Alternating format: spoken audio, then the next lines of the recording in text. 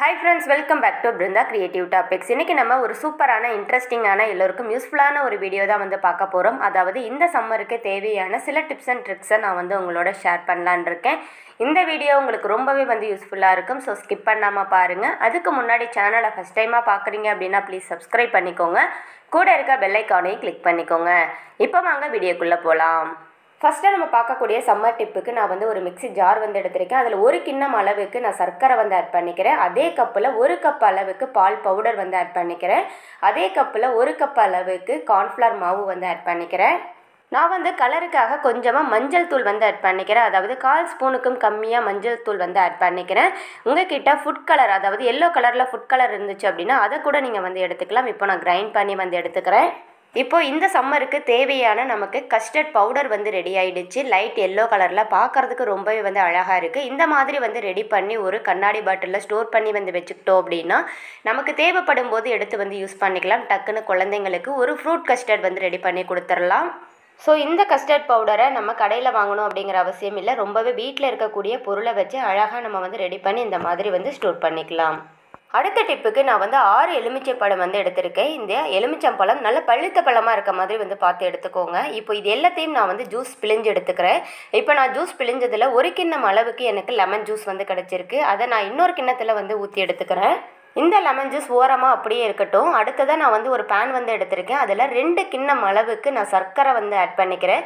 அதாவது நம்ம ஒரு கப் அளவுக்கு லெமன் ஜூஸ் எடுத்தோம் இல்லையா, அதில் டபுள் குவான்டிட்டி அளவுக்கு நான் சர்க்கரை ஆட் பண்ணியிருக்கேன். அடுத்து இதில் நான் ஒரு கப் அளவுக்கு தண்ணி ஆட் பண்ணிவிட்டு இதை அடுப்பில் வச்சு நல்லா பாகு மாதிரி காய்ச்சி எடுத்துக்கிறேன். இதுக்கெல்லாம் கம்பி பதம் வரணும் அப்படிங்கிற அவசியம் இல்லை. நல்லா கொஞ்சம் திக்கானாலே போதும். அதாவது இந்த சர்க்கரை கரைஞ்சி பிசு பிசுப்பு இருந்தாலே போதும். நம்ம ஸ்டவ்வை ஆஃப் பண்ணிடலாம். இப்போ இந்த சர்க்கரை கரைஞ்சி நல்லாவே திக்காயிடுச்சு. இப்படி லைட்டாக தொட்டு பார்க்கும்போது நமக்கு பிசு பிசுப்பு இருக்குது. இப்போ இந்த ஸ்டேஜில் அடுப்பு ஆஃப் பண்ணிடலாம். இது நல்லாவே ஆறட்டும். இப்போ இந்த சர்க்கரை பாகு நல்லாவே ஆறிடுச்சு. இப்போ நம்ம எடுத்து வச்சிருந்தோம் இல்லையா ஒரு கப் அளவுக்கு லெமன் ஜூஸ், அந்த லெமன் ஜூஸை இந்த சர்க்கரை பாகில் நம்ம ஆட் பண்ணிக்கலாம். கூடவே கொஞ்சமாக உப்பு ஆட் பண்ணிக்கலாம். ஆட் பண்ணிவிட்டு நல்லா மிக்ஸ் பண்ணிக்கலாம். மிக்ஸ் பண்ணதுக்கப்புறமா ஒரு ஃபில்டர் வச்சு நல்லா வடிகட்டி எடுத்துக்கோங்க. இப்போது நான் இதை ஃபில்டர் பண்ணிவிட்டு இது ஒரு கண்ணாடி பாட்டிலில் ஸ்டோர் பண்ணி வச்சுருக்கேன். அவ்வளோதான், நம்மளோட லெமன் ஸ்குவாஷ் ரொம்பவே சூப்பராக ரெடி ஆகிடுச்சு. இந்த மாதிரி ரெடி பண்ணி நம்ம ஃப்ரிட்ஜில் ஸ்டோர் பண்ணிக்கிட்டோம் அப்படின்னா நம்ம தேவைப்படும் போது டக்குன்னு ஒரு லெமன் ஜூஸ் ரெடி பண்ணி நம்ம குடிச்சிடலாம். இப்போ 10 செகண்டில் எப்படி ஜூஸ் போடுறது அப்படிங்கிறத பார்க்கலாம். அதுக்கு நான் ஒரு கண்ணாடி டம்ளர் எடுத்திருக்கேன். அதில் கொஞ்சமாக ஐஸ் க்யூப் ஆட் பண்ணிக்கிறேன். கூடவே சப்ஜா சீட் ஊற வச்சுருந்தேன், அதையும் தேவையான அளவு நான் ஆட் பண்ணிக்கிறேன். அடுத்ததாக நம்ம ரெடி பண்ணி வச்சுருந்தோம் இல்லையா லெமன் ஸ்குவாஷ், அதில் ஒரு 3 டேபிள் ஸ்பூன் அளவுக்கு நான் ஊற்றிக்கிறேன்.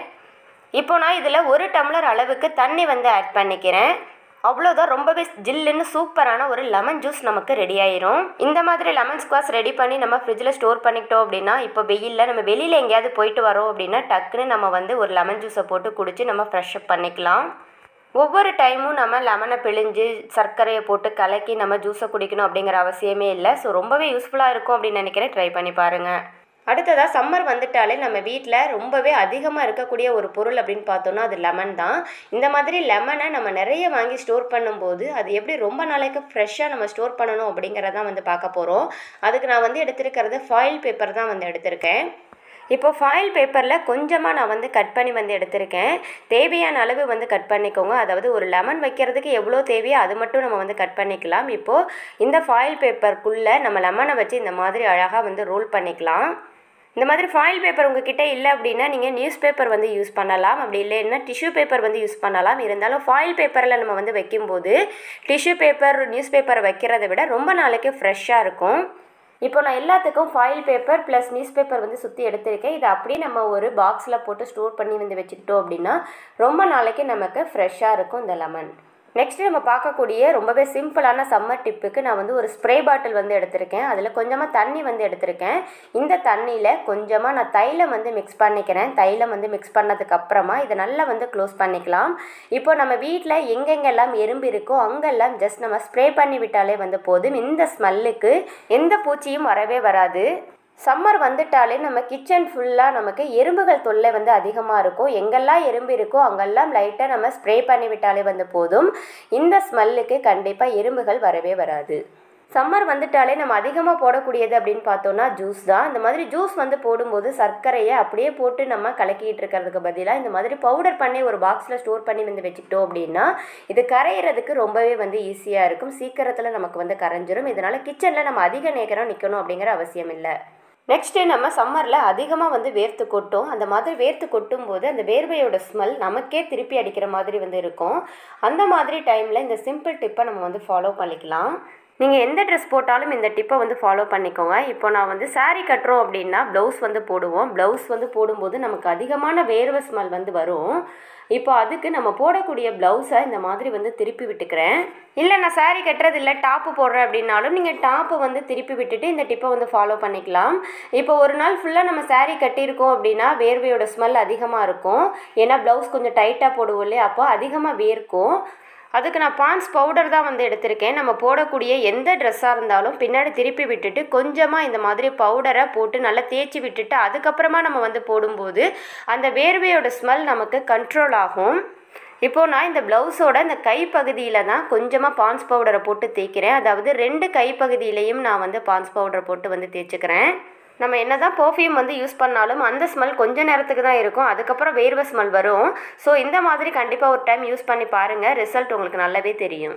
அடுத்ததாக சம்மரில் நம்ம நிறைய வந்து தண்ணி குடிக்கணும். அந்த மாதிரி வந்து தண்ணி குடிக்காமல் ஒரு டைம் விட்டுட்டோம் அப்படின்னா நமக்கு அந்த நீர்க்கடுப்பு அப்படிங்கிறது வந்துடும். இந்த நீர்க்கடுப்பு வந்து வந்துருச்சு அப்படின்னா நம்ம ரொம்ப கஷ்டப்படுவோம். அப்போ இந்த சிம்பிள் டிப்பை வந்து ஃபாலோ பண்ணிக்கலாம். நம்ம வந்து குடிக்கக்கூடிய தண்ணியில் கொஞ்சமாக வெந்தயத்தை போட்டு நம்ம இந்த தண்ணியை குடிக்கும்போது அந்த நீர்க்கடுப்பு உடனே நமக்கு ரிலீஸ் ஆகும். பொதுவாக சம்மர் முடிகிற வரைக்குமே நம்ம வெளியில் எங்கேயாவது போகிறோம், வேலைக்கு போகிறோம் அப்படின்னா இந்த மாதிரி வாட்டர் பாட்டிலில் கொஞ்சமாக வெந்தயத்தை போட்டு எடுத்துகிட்டு போயிட்டு நம்ம குடிச்சிட்டு வந்தோம் அப்படின்னா அந்த நீர்க்கடுப்பு அப்படிங்கிறது நமக்கு வந்து இருக்கவே இருக்காது. அடுத்து நம்ம வெளியில் எங்கேயாவது போயிட்டு வரோம் அப்படின்னா உடனே நம்ம ஃப்ரிட்ஜை திறந்து என்ன பண்ணுவோம் அப்படின்னா ஐஸ் வாட்டராக தான் எடுத்து குடிப்போம். ஒரு சில டைமில் ஃப்ரிட்ஜில் ஐஸ் வாட்டர் இல்லை அப்படின்னா டக்குன்னு நமக்கு கூலிங்கான வாட்டர் வேணும் அப்படின்னா இந்த சிம்பிள் டிப்பை நம்ம வந்து ஃபாலோ பண்ணிக்கலாம். இப்போ நான் ஒரு வாட்டர் பாட்டிலில் தண்ணி வந்து பிடிச்சி வச்சுருக்கேன். அதுக்கப்புறமா ஒரு கிளாத்தை நல்லா தண்ணியில் வந்து நனைச்சிட்டு நல்லா வந்து பிழிஞ்சிட்டு நல்லா ஈரம் பண்ணி வந்து எடுத்திருக்கேன். இப்போ நம்ம வச்சுருக்கக்கூடிய இந்த வாட்டர் பாட்டிலில் இந்த துணியை நல்லா வந்து சுற்றிட்டு அதுக்கப்புறமா ஃப்ரீசரில் வந்து வச்சுக்கலாம். இந்த மாதிரி நம்ம ஃப்ரிட்ஜில் வச்சுட்டோம் அப்படின்னா இந்த தண்ணி சீக்கிரத்தில் நமக்கு கூலிங் ஆகிடும். அதாவது ஒரு 2-3 நிமிஷத்தில் நமக்கு கூலிங் ஆகிடும். நம்ம டக்குன்னு எடுத்து குடிச்சிக்கலாம். வெயில் காலத்தில் நம்ம அதிகமாக வந்து டெசர்ட்லாம் பண்ணோம் அப்படின்னா நமக்கு இந்த மாதிரி அகர் வந்து தேவைப்படும். இந்த மாதிரி கடல் பாசியை நம்ம வந்து யூஸ் பண்ணும்போது நமக்கு நல்ல வந்து ஒரு கூலிங்காக இருக்கும். இந்த கடல் பாசியை அப்படியே நம்ம வந்து கட் பண்ணி டைரெக்டாக நம்ம வந்து சேர்க்கும்போது அது கரையிறதுக்கு நமக்கு ரொம்ப டைம் எடுக்கும். இதனால் கேஸும் நமக்கு வந்து வேஸ்ட் ஆகும். நம்ம கிச்சன்லேயும் அதிக நேரம் நிற்க வேண்டியதாக இருக்கும். அதுக்கு வந்து என்ன பண்ணலாம் அப்படின்னு பார்த்தீங்கன்னா நம்ம கிட்ட இருக்கக்கூடிய அகரை சின்ன சின்ன பீஸா வந்து கட் பண்ணி இந்த மாதிரி மிக்ஸி ஜாரில் வந்து நம்ம சேர்த்துக்கலாம். இப்போ நான் இதை பவுடர் பண்ணி வந்து எடுத்திருக்கேன். இந்த மாதிரி வந்து பவுடர் பண்ணி வந்து எடுத்துகிட்டு இதை வந்து ஒரு கண்டெய்னரில் நம்ம ஸ்டோர் பண்ணி வந்து வச்சுக்கிட்டோம் அப்படின்னா நம்ம தேவைப்படும் போது எடுத்து யூஸ் பண்ணிக்கலாம். நம்ம வந்து கொஞ்சம் போட்டாலே வந்து போதும், சீக்கிரத்தில் நமக்கு வந்து கரைஞ்சிடும். ஸோ இந்த ஐடியா எல்லாருக்குமே யூஸ்ஃபுல்லாக இருக்கும் அப்படின்னு நினைக்கிறேன். கண்டிப்பாக ட்ரை பண்ணி பாருங்கள். நெக்ஸ்ட்டு சம்மரில் இந்த மாதிரி பாதாம் பிசின் வந்து யூஸ் பண்ணுவோம். இந்த மாதிரி பாதாம் பிசினை நம்ம என்ன பண்ணுவோம் அப்படின்னா முதல் நாள் நைட்டு வந்து ஊற வச்சுட்டு மறுநாள் வந்து யூஸ் பண்ணுவோம். ஏன்னா இது வந்து ஒரு ஸ்டோன் மாதிரி இருக்கனால இது வந்து ஊறுறதுக்கு நமக்கு ரொம்ப டைம் எடுக்கும். இந்த மாதிரி வந்து சீக்கிரத்தில் நமக்கு பாதாம் பிசின் ஊறி வரணும் அப்படின்னா இந்த சிம்பிள் டிப்பை நம்ம வந்து ஃபாலோ பண்ணிக்கலாம். இந்த மாதிரி பெருசாக இருக்கக்கூடிய பாதாம் பிசினை நான் வந்து ஒரு கல் வச்சு உடச்சி சின்ன சின்ன தூள் ஆக்கிட்டு அதுக்கப்புறமா ஒரு மிக்ஸி ஜாரில் வந்து போட்டு நல்லா கிரைண்ட் பண்ணி வந்து எடுத்துக்கிறேன். அதாவது இந்த மாதிரி நல்லா கொஞ்சம் கொரன்னு இருக்க மாதிரி வந்து பார்த்து அரைச்சி எடுத்துக்கோங்க. இப்போது இந்த மாதிரி வந்து ரெடி பண்ணி நம்ம வந்து வச்சுட்டோம் அப்படின்னா நமக்கு தேவைப்படும் போது டக்குன்னு பாதாம் பிசினை ஊற வச்சு நம்ம வந்து ஜூஸ்லேயோ இதுலேயோ வந்து சேர்த்து நம்ம குடிச்சிடலாம். இப்போ நான் வந்து ஒரு கண்டெய்னரில் வந்து வச்சுருக்க பாதாம் பிசினை இப்போ நான் வந்து 1/2 ஸ்பூன் அளவுக்கு ஒரு கிண்ணத்தில் வந்து ஆட் பண்ணிக்கிறேன். இதில் வந்து கொஞ்சமாக தண்ணி வந்து ஊற்றிக்கிறேன். அதாவது பச்சை தண்ணி தான் நான் வந்து ஊற்றிருக்கேன். ஒரு 2 நிமிஷம் மட்டும் நம்ம வந்து வெயிட் பண்ணலாம். ஒரு 2 நிமிஷத்துலேயே பார்த்தீங்க அப்படின்னா நமக்கு சூப்பரான பாதாம் பிசின் ஊறி நமக்கு வந்து வந்திருக்கும். ஸோ நம்ம பாதாம் பிசினை ஒரு நாள் ஃபுல்லாக நம்ம ஊற வச்சு அதுக்கப்புறமா யூஸ் பண்ணணும் அப்படிங்கிற அவசியமே இல்லை. டக்குன்னு நம்ம 2 நிமிஷத்தில் நமக்கு பாதாம் பிசின் ஊறி வந்துடும். ஸோ ரொம்பவே யூஸ்ஃபுல்லாக இருக்கும். ட்ரை பண்ணி பாருங்கள். அடுத்ததான் நான் வந்து ஒரு மண் பாத்திரம் வந்து எடுத்திருக்கேன். மண் பாத்திரத்துக்கு பதிலாக நீங்கள் சில்வர் பாத்திரம் கூட எடுக்கிறதா இருந்தால் எடுத்துக்கலாம். இப்போ இந்த சீசனில் நமக்கு மாங்காய் அதிகமாக வந்து கிடைக்கும். இப்போ இந்த மாங்காயை நான் 2 கிண்ணம் அளவுக்கு கட் பண்ணி வந்து எடுத்திருக்கேன். இந்த மாங்காயை இந்த சட்டியில் நான் வந்து போட்டுக்கிறேன். அடுத்ததாக ஸ்டவ்வில் ஒரு பேன் வச்சுட்டு அதில் 1/2 ஸ்பூன் அளவுக்கு வெந்தயம் வந்து ஆட் பண்ணிக்கிறேன். கூடவே 1 ஸ்பூன் அளவுக்கு கடுகு வந்து ஆட் பண்ணிக்கிறேன். இது நல்லா வந்து வெடிச்சு வரட்டும். வெடிச்சு வந்ததுக்கு அப்புறமா அடுப்பை ஆஃப் பண்ணிவிட்டு ஆற வச்சுட்டு இதை நல்லா பவுடர் பண்ணி நான் வந்து எடுத்துக்கிறேன். அடுத்து நம்ம ஏற்கனவே மாங்காய் ரெடி பண்ணி வச்சுருந்தோம் இல்லையா, அதில் இந்த பவுடரை நான் வந்து சேர்த்துக்கிறேன். சேர்த்ததுக்கு அப்புறமா 2 ஸ்பூன் அளவுக்கு தனி மிளகாய் தூள் வந்து ஆட் பண்ணிக்கிறேன். உங்கள் காரத்துக்கு ஏற்ற மாதிரி நீங்கள் வந்து கூட ஆட் பண்ணிக்கலாம். அதுக்கப்புறமா 1 ஸ்பூன் அளவுக்கு உப்பு வந்து ஆட் பண்ணிக்கிறேன். அடுத்து ஒரு 7 பல் பூண்டை நான் வந்து நசுக்கி வச்சுருக்கேன். அதையும் இந்த மாங்காயில் வந்து ஆட் பண்ணிக்கிறேன். இது எல்லாத்தையும் நான் நல்லா வந்து மிக்ஸ் பண்ணி வந்து விட்டுக்கிறேன். இந்த மாங்காயில் இந்த காரம் உப்பு எல்லாமே வந்து மிக்ஸ் ஆகி நமக்கு வந்து வரணும். இப்போ பார்த்தீங்க அப்படின்னா நல்லா வந்து மிக்ஸ் பண்ணிட்டோம். அதுக்கப்புறம் கொஞ்சம் நிறையவே நம்ம நல்லெண்ணெய் வந்து ஆட் பண்ணிவிட்டு அதில் கொஞ்சமாக கடுகு உளுந்து போட்டு ஒரே ஒரு காஞ்ச மிளகாய் கிள்ளி போட்டிருக்கேன். அதை வந்து இந்த மாங்காயில் இந்த மாதிரி வந்து ஊற்றிக்கலாம். நம்ம கொஞ்சம் நாளைக்கு ஸ்டோர் பண்ணி வைக்க போகிறோம் அப்படின்னா நல்லெண்ணெய் நம்ம நிறையவே வந்து சேர்த்துக்கணும். இப்போது இதையும் நல்லா நம்ம வந்து மிக்ஸ் பண்ணலாம். இப்போது நமக்கு ரொம்பவே சூப்பரான டேஸ்டியான இன்ஸ்டன்ட் மாங்காய் ஊறுகாய் வந்து ரெடி ஆகிடுச்சு. இந்த மாதிரி நல்லா வந்து மிக்ஸ் பண்ணிவிட்டு கொஞ்சம் நேரம் அப்படியே வச்சுருந்தோம் அப்படின்னா நல்லா நமக்கு ஊறி எண்ணெய் வந்து மேலே வந்து வரும். அதுக்கப்புறமா இந்த மாதிரி கண்ணாடி பாட்டிலில் வந்து போட்டு நம்ம வந்து ஸ்டோர் பண்ணி வந்து வச்சுக்கிட்டோம் அப்படின்னா நமக்கு தேவைப்படும் போது எடுத்து சூப்பராக சாப்பிட்டுக்கலாம். ஸோ கண்டிப்பாக ஒரு தடவை ட்ரை பண்ணி பாருங்கள். நான் சொன்ன இந்த சம்மர் டிப்ஸ் உங்களுக்கு பிடிச்சிருக்கோம் அப்படின்னு நான் நினைக்கிறேன். பிடிச்சிருந்துச்சு அப்படின்னா ப்ளீஸ் வீடியோவுக்கு ஒரு லைக்கை போடுங்க. அது மட்டும் இல்லாமல் உங்கள் ஃப்ரெண்ட்ஸ் அண்ட் ஃபேமிலிக்கும் ஷேர் பண்ணுங்கள். நீங்கள் இப்போ தான் நம்ம சேனலை ஃபஸ்ட் டைமாக பார்க்குறீங்க அப்படின்னா ப்ளீஸ் சப்ஸ்கிரைப் பண்ணிக்கோங்க. Thank you friends.